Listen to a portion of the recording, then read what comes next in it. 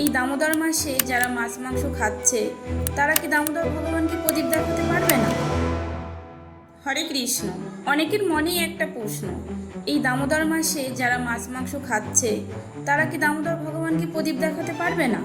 এই মায়াপুরে কিন্তু অনেক ভক্ত আসে, আর মায়াপুরে ফ্রিতেই কিন্তু প্রদীপ দেওয়া হয়, আর সকলেই দামোদর ভগবানকে দীপদান করে। তাহলে যদি এরকম হতো যে মাছ মাংস খেয়ে কেউ প্রদীপ দেখাতে পারবে না দামোদর ভগবানকে, তাহলেও কিন্তু মন্দির থেকেই নিষেধ করতো। অবশ্যই আপনারা দেখাতে পারবেন, কিন্তু একটা জিনিস ভাবতে হবে যে যারা মাছ মাংস খেয়ে দামোদর ভগবানকে দীপদান করছে সেই ফলটা কিন্তু পরিপূর্ণ হবে না।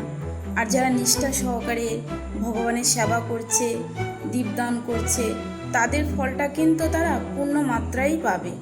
তো এখন আপনি কি করবেন সেটা আপনার উপর। একটা মাসই তো, আসেন সকলেই ভগবানের সেবাটা ভালো মতো করি বা করার চেষ্টা করি। হরে কৃষ্ণ।